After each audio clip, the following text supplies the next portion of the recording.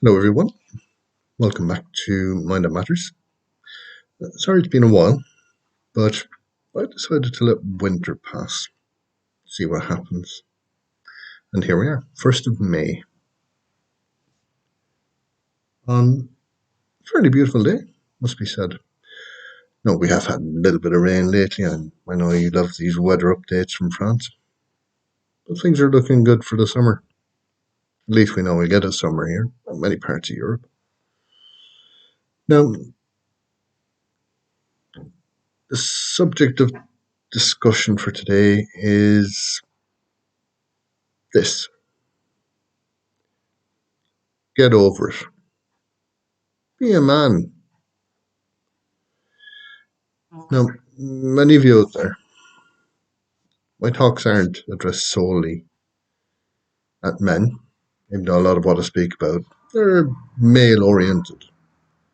But this includes everyone, because everybody can suffer from bad moments, bad days, bad weeks, bad months, bad times, and they affect you in different ways.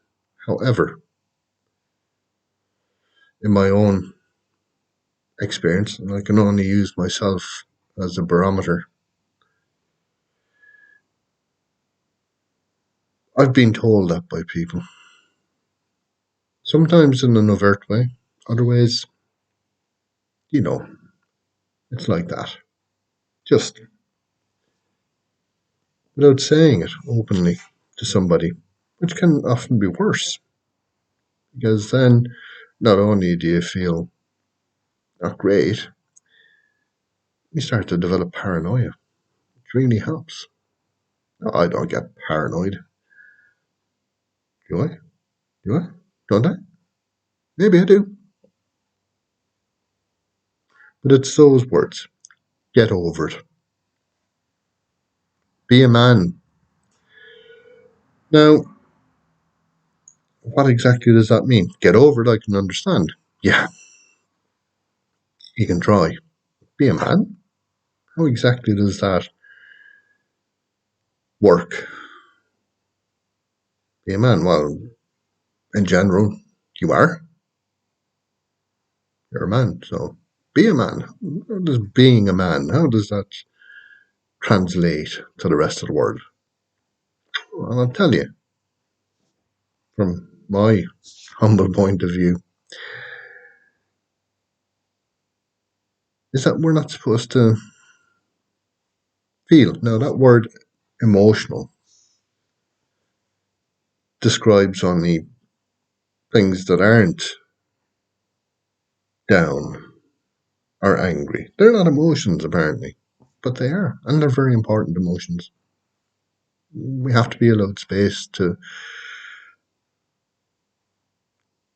explore these emotions because it affects us. It has a great effect on us, not just us, people around us. If we're not permitted to have bad days, then where do we go? But I can understand people looking on at this and go, well, this has been going on for far too long. Get over it. It's not that simple because many people, I'm one of those people, susceptibility is never good. It doesn't make you feel better, it makes you feel worse. Some people, it can make them react in bad ways, make them angry,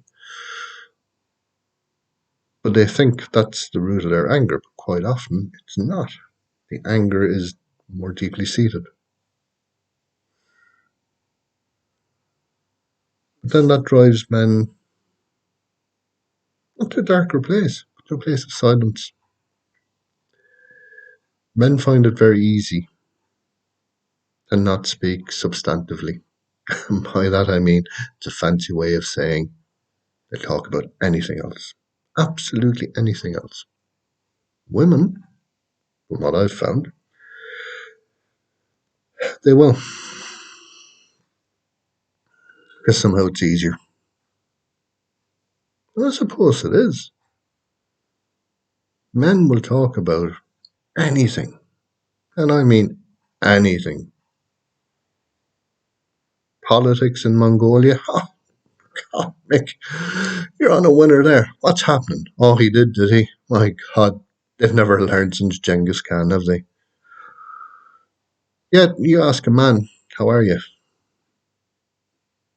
You get taken aback, and the traditional way in Ireland of dealing with that was, what do you mean from grand? But now we've entered a new theatre of operations, which is that men want to speak more about what affects them.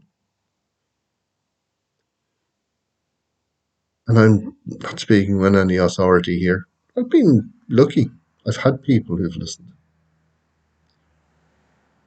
Now, whether that be family members, and sometimes, most times, in fact, they're not the best listeners because it's all subjective in the main.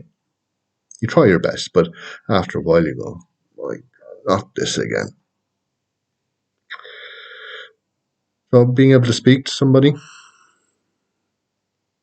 but in countries where there's huge pressure on, let's call it person related medical issues,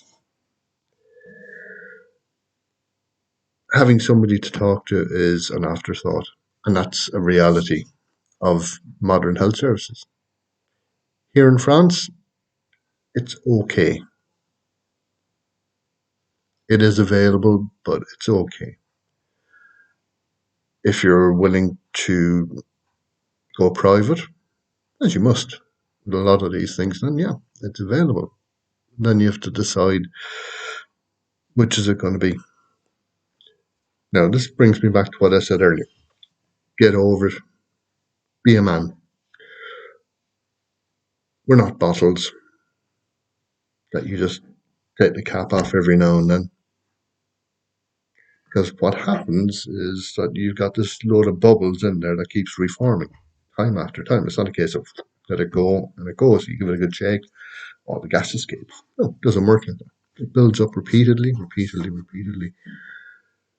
Now, when I said earlier on about one man asking another, how are you really? Those questions were never asked. It was always done with a little bit of a fella might look at a fella. Yeah, if something had happened, you go, well, that all these things remain unsaid. That's a terrible state of affairs. That's compounded now with, I would say, increased pressure on society. Society going back through the decades may not have been greater,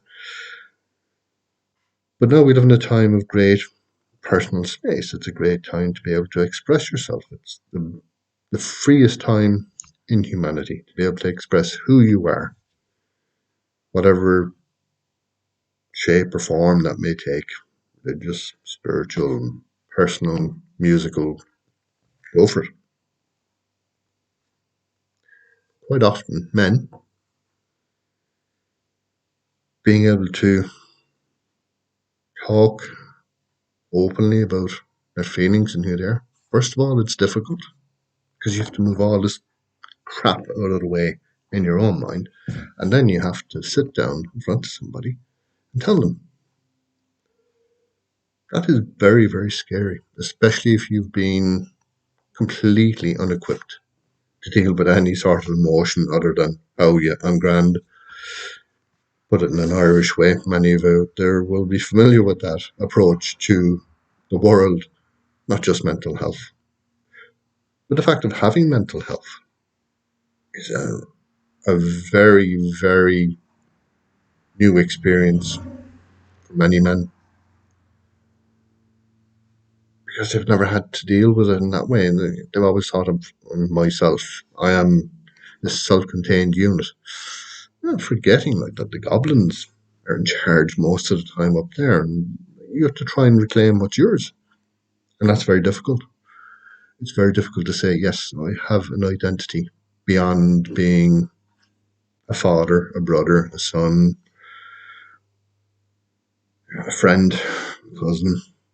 Yeah, me. am I worth anything in all of this? So I'm afraid, get over it, be a man.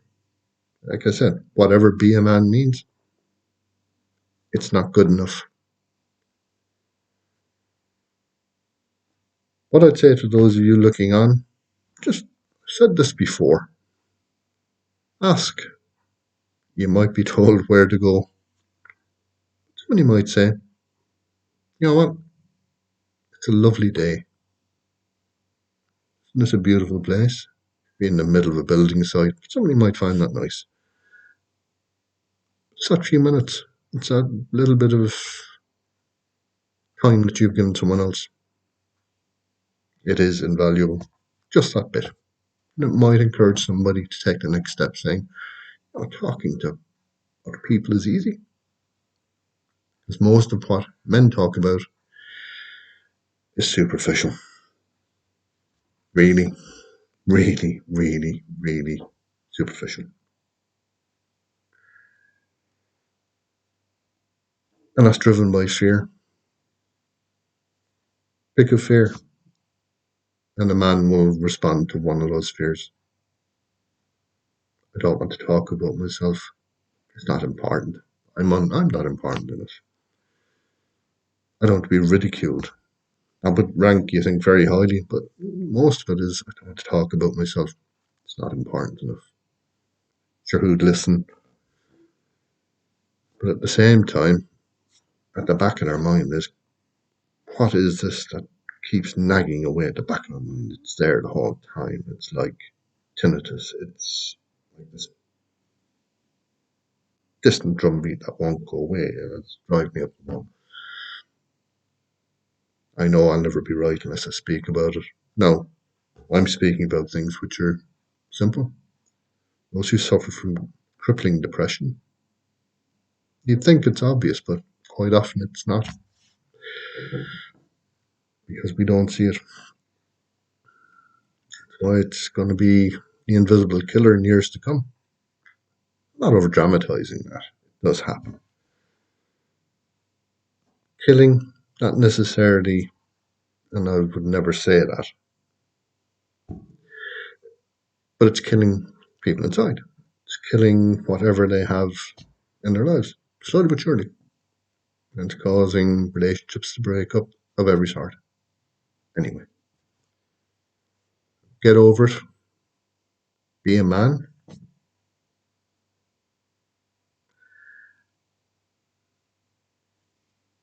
They're not phrases to use anymore. And you will still hear it quite a lot, in fact, because you won't hear it posed at somebody directly. Sometimes you will, but it's implied. And one of these microaggressions, that sort of thing, like figure it out for yourselves what they are. But this is far more, far more invasive because people hear it. It's like a shh when you walk into a room.